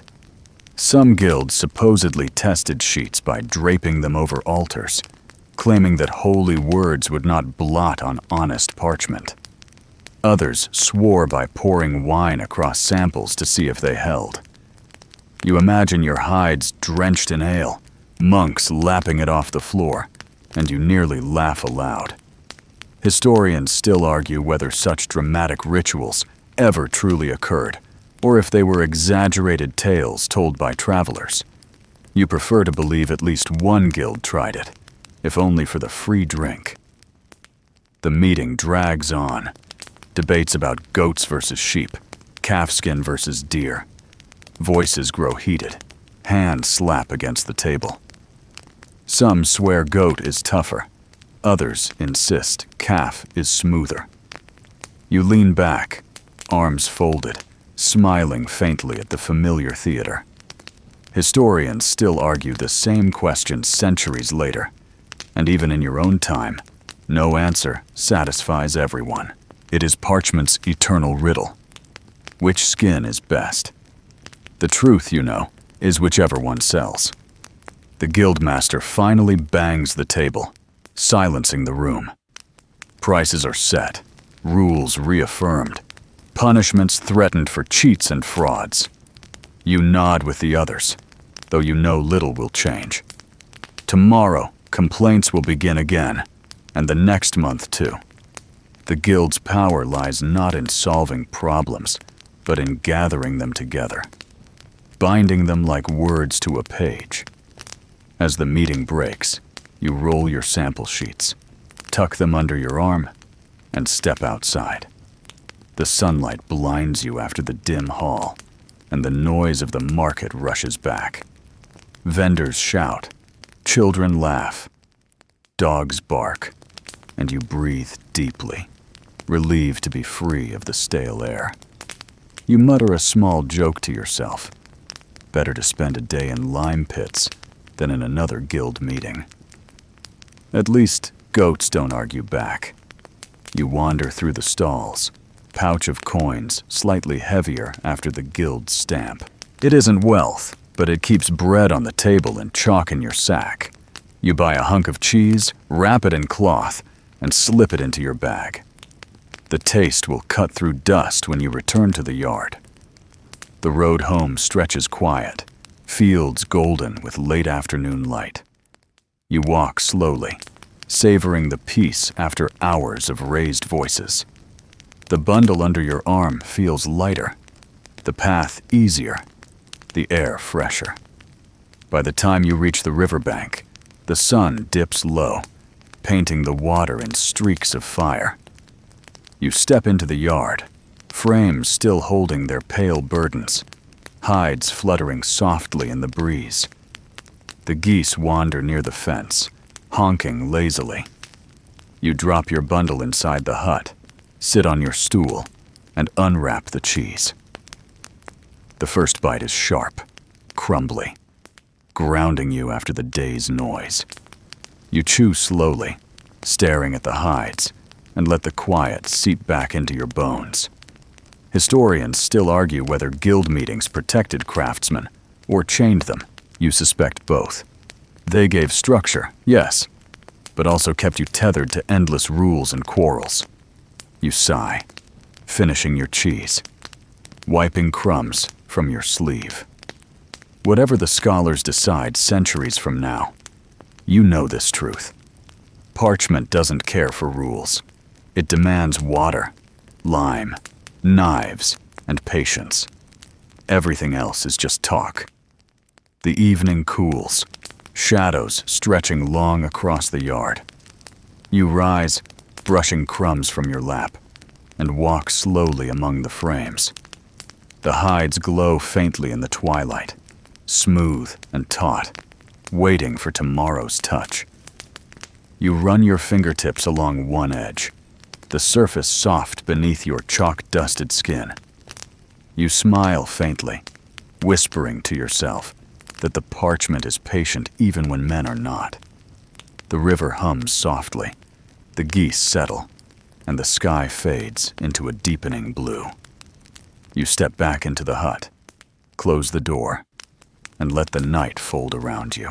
The guild's noise drifts away, leaving only the steady rhythm of your craft, eternal and unchanging, like the whisper of quills that will soon dance across your work. Evening falls softer along the riverbank than anywhere else. You step outside your hut, stretching after a day that began with guild voices and ended with the slow rhythm of frames. Now, at last, quiet reigns. The air is thick with the smell of damp reeds and cooling earth. Frogs croak from hidden pools, their voices overlapping in low chorus. You walk toward the water, letting your boots sink slightly into the mud, each step carrying you into calm. The river spreads wet and unhurried before you, its surface catching the faint glow of the moon rising above the trees. You crouch, dipping your hands into the current, the chill washing away chalk dust and the faint garlic scent that still lingers from yesterday's remedies. Mainstream fact: parchment yards were almost always built near running water, not just for soaking hides, but for steady cleansing. A reminder that craft and river were bound together. You flex your fingers in the current, watching droplets slip away, carrying the day's labor downstream. You settle onto a flat rock, leaning back on your hands. The night hums quietly, insects buzzing, reeds whispering, water flowing steady. You think of the hides drying behind you, taut and patient. But here by the river, they no longer press against your mind. For a moment, you allow yourself to simply exist, a maker resting beside his oldest companion. You chuckle softly, muttering that the river is the only guildmaster you truly respect. Quirky tidbit floats in. Some townsfolk whispered that Parchment yards poisoned rivers, that lime and hair and scraps soured the water.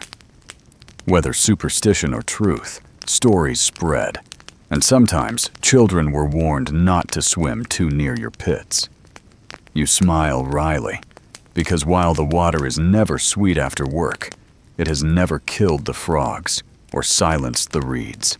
Historians still argue whether environmental damage from parchment making was significant or exaggerated. You shrug. To you, the river still hums, still breathes, still welcomes your tired hands. You tilt your head back, gazing at the sky. Stars prick through the fading blue, first one, then another, until the heavens fill like an unfinished manuscript, waiting for ink. You trace constellations idly, whispering their names, half remembered from travelers' tales. You imagine parchment stretched across the sky, the stars themselves tiny ink blots marking a cosmic story. The thought makes you smile faintly, though your eyes grow heavy as you watch. The frogs croak louder, joined now by the occasional splash of fish breaking the surface. You imagine them mocking you, leaping with more grace than you ever managed dragging hides from the river. You laugh quietly, shaking your head. Perhaps even fish think parchment makers foolish, rinsing goat skins instead of simply enjoying the water. But then, fish leave no words, no memory, no scripture. You do, in your own hidden way. The quiet deepens. A breeze stirs the reeds, brushing their dry tips together, like hands clasped in prayer. You inhale the scent of wet grass, earth, and faint smoke from a neighbor's fire drifting across the fields. The world feels hushed, wrapped in a blanket of gentle sound and smell. Your shoulders loosen, your breath slows, and you sink further into stillness. You recall the monks hunched over your sheets, muttering about flaws. Their quills scratch, their eyes strain, their complaints echo in stone halls. Yet here by the river, none of that matters. The parchment will hold their words regardless, silent and patient. You whisper a small joke to yourself, that the river listens more kindly than any monk ever has. The water chuckles back, lapping softly at the shore. Historians still argue whether parchment makers found dignity in their craft, or simply endured it. You lean toward the former. There is dignity in rhythm, in patience, in shaping raw hide into memory. You cannot deny the aches, the smells, the endless labor. But sitting here by the river, you also cannot deny the calm pride that seeps into your bones. You smile faintly, content to let scholars argue while frogs sing truth into the night. The moon climbs higher, silver light spilling across the water, painting ripples in shifting patterns. You watch quietly, mesmerized by the way the surface never stays still, always moving, always reshaping, like parchment itself in its earliest stages. You think of hides soaked in lime, stretched on frames, sanded with pumice, polished with chalk. All transformations, all movements toward permanence. The river, too, transforms endlessly, yet remains eternal. You feel kinship with it, patient makers both. Your eyelids grow heavier, though you fight sleep. You want to hold on to the quiet, the frogs, the stars. But fatigue seeps deeper than chalk dust, and you finally rise from the rock, brushing mud from your boots. You cast one last glance at the water, whispering thanks, then turn toward the hut. Behind you, the river carries your whispers away, downstream to places you will never see. The yard is silent as you pass. Frames stand tall, hides pale and gleaming faintly in moonlight. They look almost holy in their stillness, like relics waiting for revelation. You pause, laying a hand against one, feeling its cool surface under your palm. It no longer smells of goat or lime, but of quiet patience. You nod once, as though to a companion, then step inside your hut. You lower yourself onto the stool, stretch sore arms, and let the day slip away. The frogs still croak outside. The river still hums. The hides still breathe in the night air. You close your eyes slowly, resting in the comfort that your work, however humble, flows forward like the river itself, carrying memory, carrying words, carrying silence. The morning feels lighter than most, though perhaps it is only because you have an apprentice to carry part of the load. He stumbles behind you, lanky limbs flailing, arms barely keeping the stack of hides balanced. You hide a smile, though inside you are laughing already. Apprentices make this craft both easier and infinitely harder. You walk toward the shed, listening to the faint squelch of his shoes after he clearly stepped in a puddle too deep for his boots. Inside the yard, you set your bundle down, neat and quiet. He drops his with a thud, hide spilling in half folds across the dusty floor. You sigh, muttering something about goats rolling in their graves, though you crouch down to help him gather the mess. Mainstream fact. Most parchment makers trained apprentices young, sometimes as children of their own households, sometimes as boys from poorer families, placed into the trade for a future. It was tradition, necessity, and sometimes mischief in equal measure, The boy tries to copy your movements, stretching a hide, tying cords to the frame. But his knots look like tangled weeds instead of firm pegs. You chuckle softly, showing him again, patient but firm. He frowns, tongue sticking out as he tries harder, only for the cord to snap loose. The hide slaps back against his arm, splattering him with a streak of chalky dust. You bite your lip to keep from laughing, but he scowls, and you can't resist. "Congratulations," you murmur. "The Parchment won." Quirky tidbit.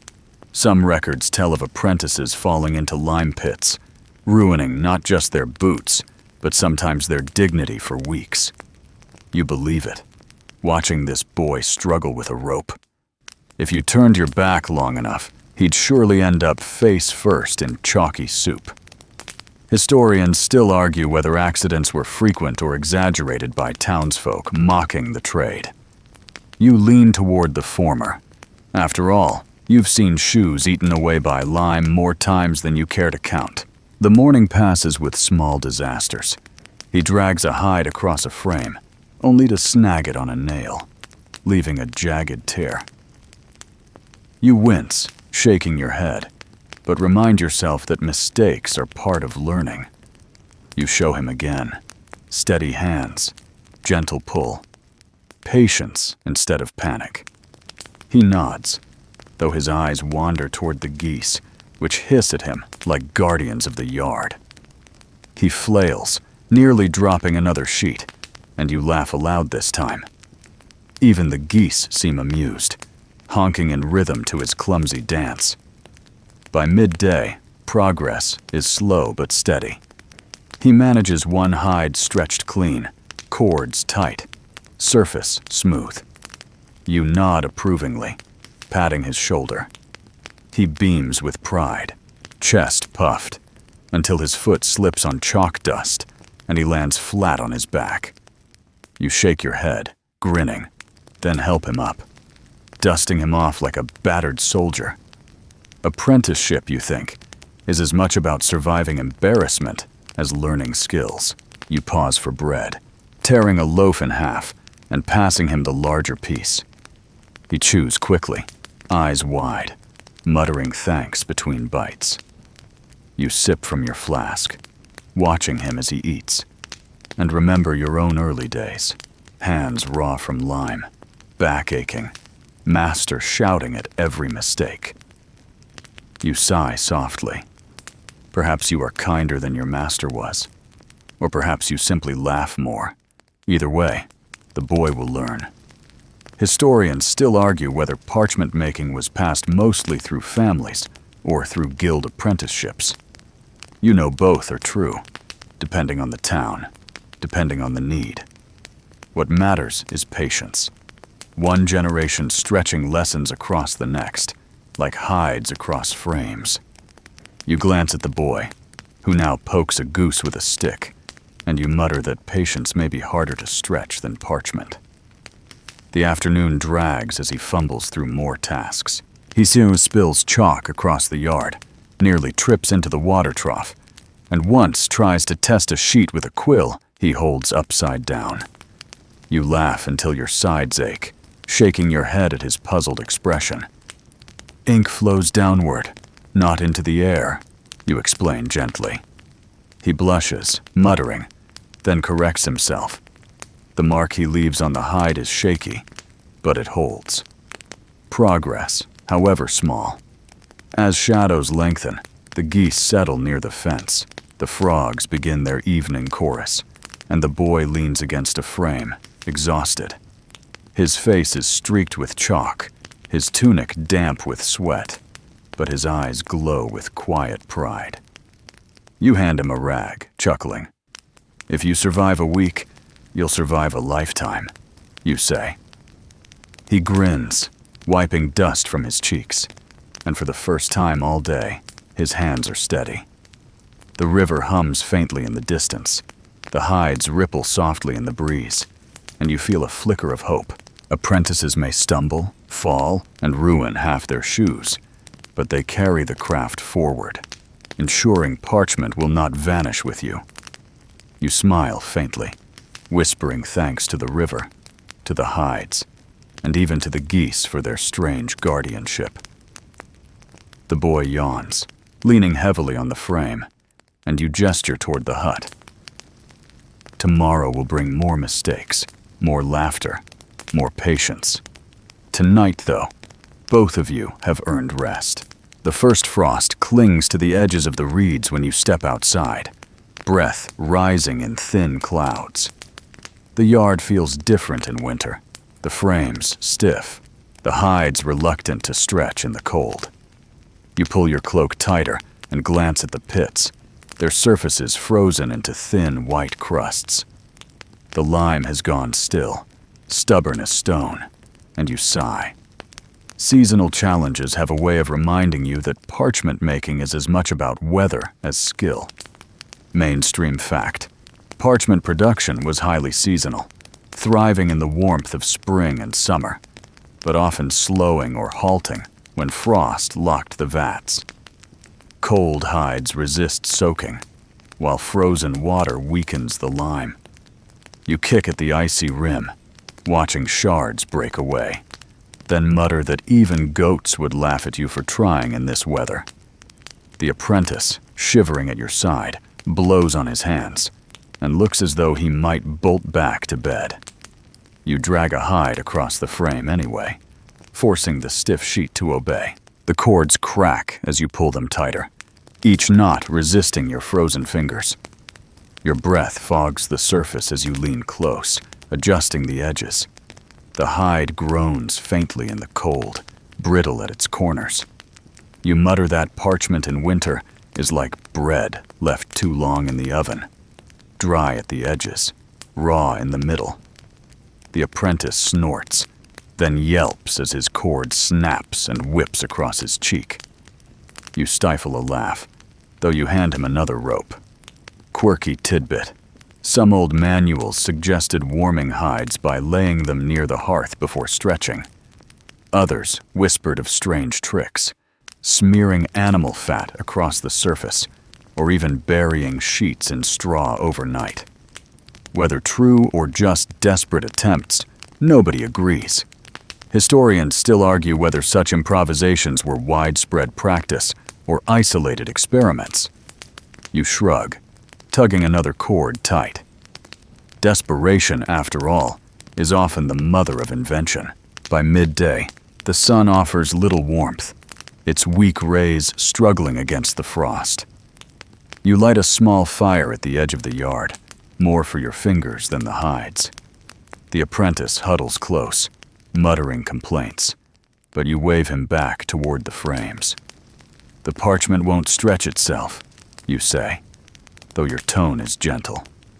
He groans, trudges back, and fumbles with knots again. You shake your head, muttering that winter breeds more groaning than goats. The geese, oddly resilient, strut across the icy ground, honking defiantly. You joke that perhaps they are made of parchment themselves, impervious to frost. Their breath puffs in small clouds as they hiss at the apprentice, who yelps and stumbles again. You laugh openly this time, the sound echoing across the frozen yard, startling a crow from the trees. Afternoon brings new troubles. The lime pits, half frozen, refuse to soak the hides properly. You chip at the crust with a stick, breaking chunks of ice into jagged shards. The apprentice, too curious, leans too close and nearly topples in. You grab his collar just in time, dragging him back, heart thudding. You scold him gently, though relief softens your voice. He mumbles apologies, cheeks red not just from the cold. Historians still argue whether parchment makers paused entirely during the harshest months or simply endured the frost. You suspect the truth lies between. Some winters demand stillness, others force stubborn work. Today, stubbornness wins. You scrape, stretch, and coax the hides into shape, though progress is slower than in summer. The frames creak under the strain, cords stiff with ice. But little by little, the sheets tighten. Evening arrives early in winter, shadows lengthening before you've finished half your tasks. You stand back, breath steaming, and survey the yard. The hides ripple faintly in the cold breeze, glowing pale under the sinking sun. Your hands ache, raw from frost and rope, but a quiet pride steadies you.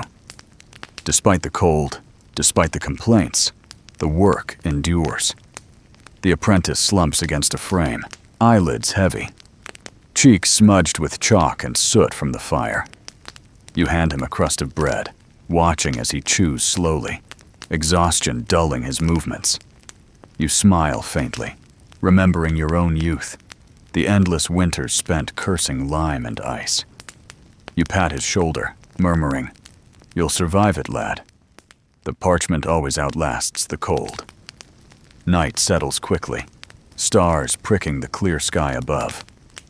The fire burns low, casting faint warmth across the yard. You gather your tools, stacking cords neatly, brushing frost from your sleeves. The hides will wait through the night, stiff but steady. Tomorrow will bring more scraping, more knots, more frozen breath. Yet you find comfort in the rhythm, the way the craft bends, but never breaks under the weight of seasons. As you step back into the hut, you glance once more at the frames. They stand like pale guardians in the frost, each hide a stubborn survivor of weather and work. You close the door gently, letting the quiet of winter fold around you. The geese murmur faintly. The river hums under its icy skin, and you sink into rest with the knowledge that Parchment, like you, endures through every season. The first bell of morning reaches you faintly from town, echoing across the river, while you bundle your cleanest sheets for a special delivery. These are not scraps for merchants or common pages for account books. These are the smoothest, whitest hides you have coaxed through lime, knife, frame, and pumice. They are destined for something grand, something that carries the faint taste of ceremony. You adjust the cord binding the roll and whisper a small joke to yourself, that goats never imagined their skins would end up beneath golden crowns and jeweled crosses. The apprentice trails behind, struggling under a smaller bundle, his breath rising in pale clouds. You both tread the road into town, boots crunching against frozen earth. The monastery's bells ring again, though this time you pass by, heading instead toward the larger stone building that serves as chancery and court.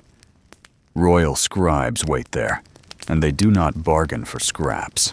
They demand perfection, and will complain louder than monks if they find fault. Mainstream fact: royal and princely courts required parchment for charters, decrees, and illuminated manuscripts, the kind that announced treaties, laws, or dynastic claims. Ordinary paper could not bear such weight. Parchment, with its smooth, durable surface, gave words the authority of permanence. You mutter to yourself that perhaps kings trusted hides more than people. You climb the steps into the hall, bundle cradled carefully in your arms. Inside, light filters through tall windows, spilling across long tables, where scribes sit with quills poised. One rises as you approach, his robes finer than a monk's, his expression sharper than any knife in your shed. He reaches for the bundle, untying it with deliberate slowness. You watch silently, knowing better than to speak. He lifts one sheet to the light, eyes narrowing. His fingers stroke the surface, testing the grain. He flips it, frowns at a faint scar, then nods once. Another sheet follows, smoother, paler, almost translucent. He sighs, perhaps approval, perhaps relief, and places it on the stack marked for illumination. You allow yourself a small exhale. Quirky tidbit surfaces. In some courts, scribes tested parchment by scraping lightly with their nails. If the surface held without tearing, it passed. You've heard rumors of sheets rejected for the smallest blemish, tossed aside, no matter how many hours of work they carried. Historians still argue whether perfection was truly required, or whether scribes simply enjoyed the power of complaint. Watching this man purse his lips, you lean toward the ladder. He selects several sheets, nodding again, and gestures to a servant who brings a small chest. Coins clink inside, heavier than usual. Royal commissions, at least, paid better than monastic grumbles. You accept the chest with a bow, though your shoulders ache from the bundle's weight. The apprentice gawks at the coins, eyes wide, but you hush him with a glance. Money must be carried as quietly as parchment. The scribe waves you away, already turning to his quill, eager to spread ink across your sheets. You imagine the words he will write, decrees sealed with wax, treaties signed with ceremony, perhaps even illuminated margins painted in gold and lapis. The thought makes you smile faintly. For once, your work will hold not just complaints, but admiration. You and the apprentice step back into the square, coins clinking faintly in the chest. He grins, muttering about feasts and boots, while you remind him gently that lime, chalk, and tools must be bought first. He groans, though you chuckle softly, patting his shoulder. Apprentices always dream of feasts. Masters dream of steady supplies. The walk home feels lighter, though your arms still ache. The river gleams faintly in winter sun, the fields bare and quiet. You pause once, resting the chest on a rock, and breathe in the cold air. The apprentice kicks at frozen clods of earth, muttering about how scribes looked at him like a stray dog. You laugh, shaking your head. They look at everyone that way, you say. It means nothing, unless you let it.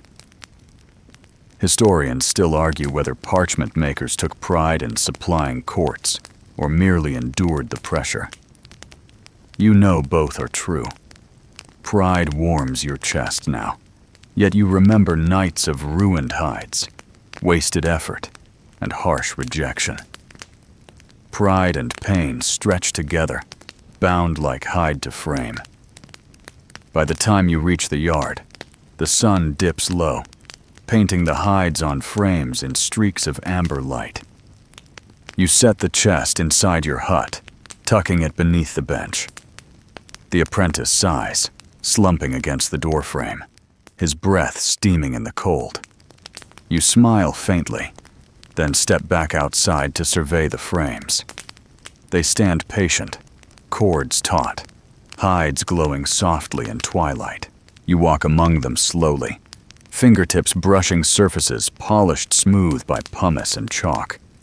You whisper to yourself that perhaps one of these sheets, too, will carry royal words someday. Or perhaps it will cradle nothing more than the bored doodles of a tired scribe. Both fates matter, because both preserve the traces of human thought. The geese shuffle near the fence, their feathers puffed against the cold. They honk once, softly, as if approving your day's work. You grin, shaking your head. Even geese, you think, know the worth of parchment when coins clink in a chest. Evening falls fully, stars pricking the sky, the river murmuring faintly beyond the reeds. You step back into the hut, the apprentice already half asleep on the stool, head lolling forward. You pull a blanket over him, smiling faintly at his snores. Then you sit, stretch sore arms, and let the quiet settle. The coins rest heavy in the chest. The hides hum faintly on their frames, and you close your eyes with the soft pride of a maker whose work will shine in gold beneath a king's seal. The years of scraping, sanding, and stretching weigh on your body now.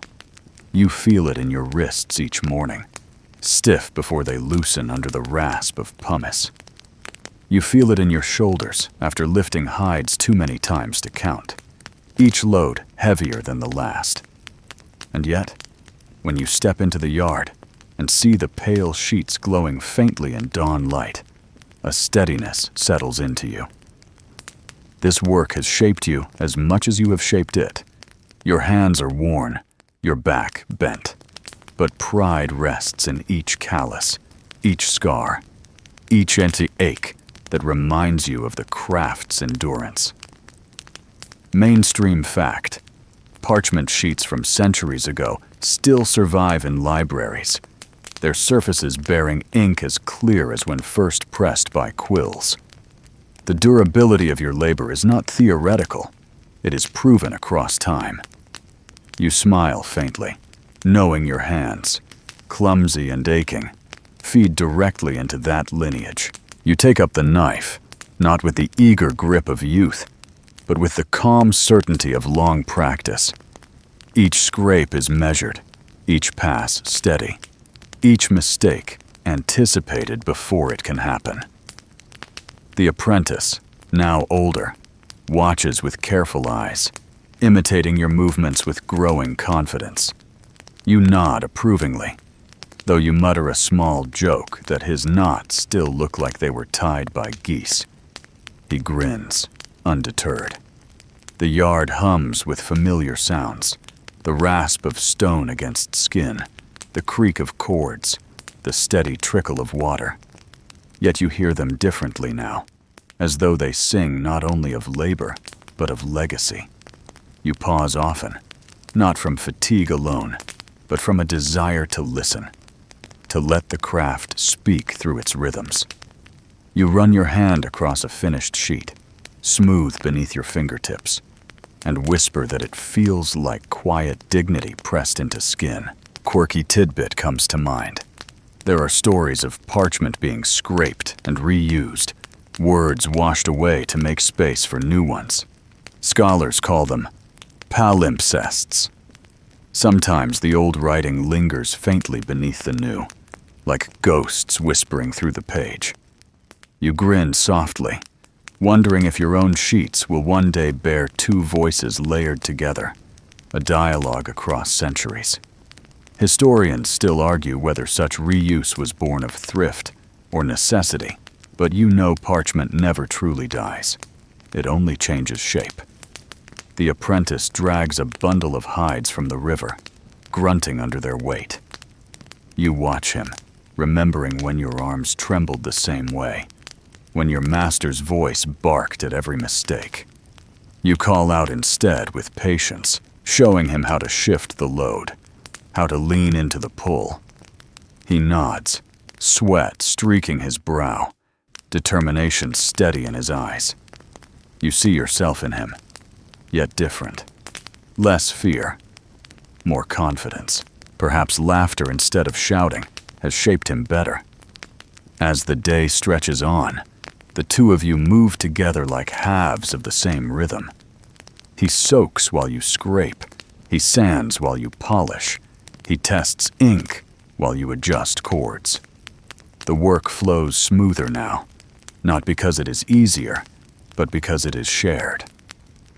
You smile faintly, realizing the craft is no longer just yours to carry. Historians still argue whether parchment makers considered themselves artisans or laborers, craftsmen or mere suppliers. You lean against a frame, wiping chalk dust from your palms, and think perhaps both. You have sweated like a laborer, yes, but you have also coaxed beauty into being, turning raw hide into the silent partner of words.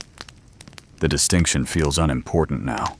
What matters is that the sheets endure, that the apprentice learns, that the river continues to hum. The sun climbs high. Heat pressing against your back. You pause to drink from your flask, the water warm, tasting faintly of chalk. You chuckle, muttering that after so many years, even your thirst has turned into parchment. The apprentice laughs, wiping his own dusty face, and offers you a crust of bread. You share it in silence, the geese watching like greedy overseers. You toss them crumbs, their honks filling the yard. Afternoon brings reflection more than labor. You sit on the low stool, hands resting in your lap, eyes tracing the hides that sway faintly in the breeze. You think of the countless sheets you have made, scattered now across monasteries, courts, and guild halls. You imagine monks still grumbling, scribes still cursing, kings still signing, all of them leaning on your work without ever knowing your name. And yet you feel no bitterness. Anonymity is the parchment maker's true signature. You rise again, slow but steady, and walk among the frames. You touch one sheet lightly, fingertips grazing its taut surface. It hums faintly, alive with tension, waiting for ink. You whisper that it will carry voices you will never hear, stories you will never read, truths you will never know. And yet, because of you, they will exist. That thought steadies your tired bones more than any guild payment ever could. Evening drapes itself across the yard, shadows lengthening, frogs beginning their chorus. The apprentice gathers tools, stacking them neatly, humming a tune he picked up from the tavern. You smile faintly, shaking your head at his crooked notes. Still, the sound fills the space pleasantly, a reminder that parchment is not only patience and silence, but also youth and song. You sit once more, chest rising slowly, and let the twilight wash over you. The hides glow pale against the darkening sky, cords creaking softly as they settle. You think of your hands, worn and scarred, yet steady still. You think of the apprentice, young and clumsy, yet steadying with each day. You think of Parchment itself, fragile and eternal, both humble hide and vessel of memory. Historians still argue whether parchment making was noble or menial, whether it belonged among the honored crafts or the forgotten trades. You smile faintly, whispering that it was both and neither. It was work that carried words. That alone is enough. As night deepens, you step back into the hut, shoulders aching, heart quiet. You glance at the apprentice, already dozing on the bench, dust streaking his face like war paint. You chuckle softly, pulling a blanket over him, then settle yourself by the fire. The embers glow faintly, warm against the chill creeping in. Your eyes drift shut slowly, breath steady, mind calm.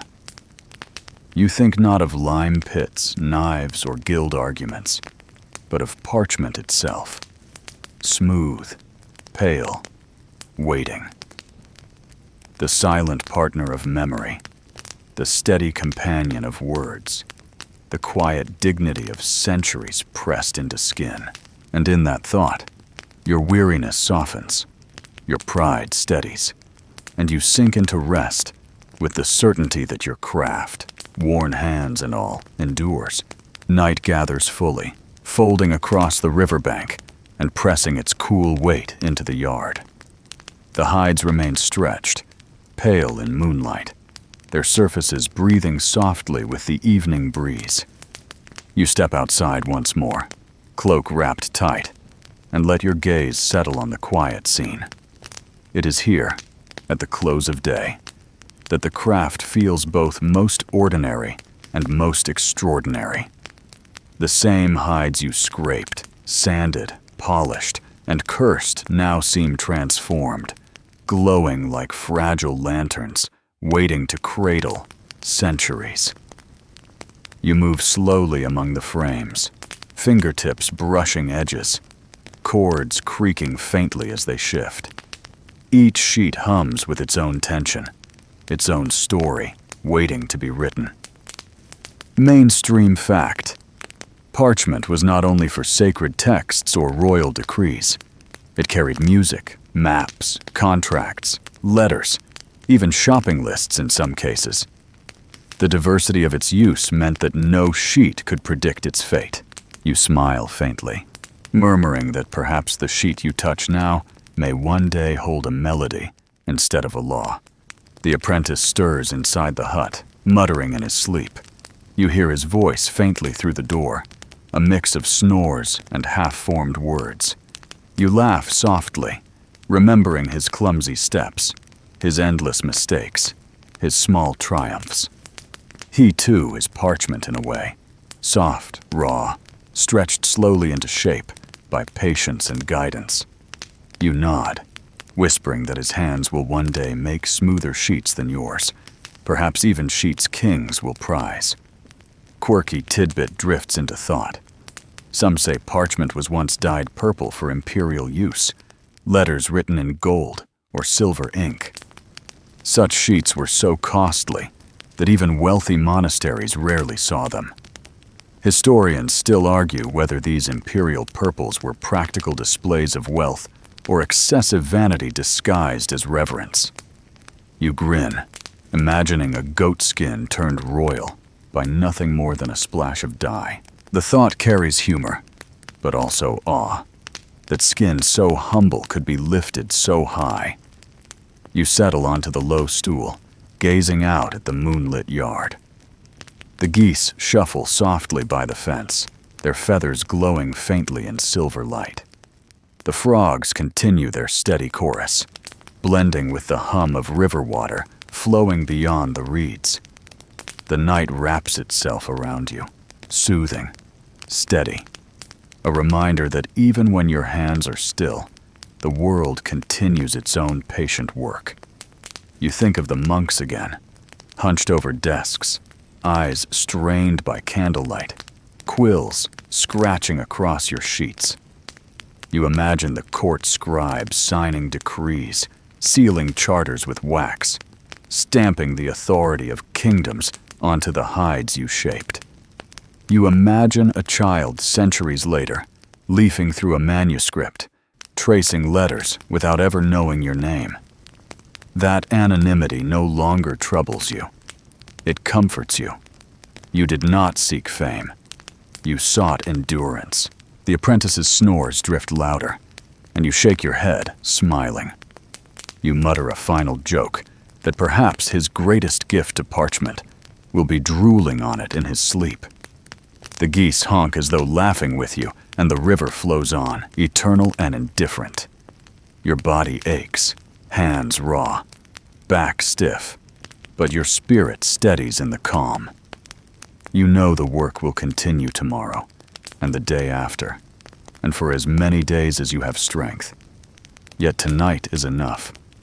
Tonight, the hides glow in moonlight, the river hums, the geese guard, the apprentice dreams, and you rest in quiet pride. The fire in your hut burns low, embers glowing faintly as shadows sway against the walls. You sit quietly, body heavy with fatigue, yet your mind drifts in calm circles.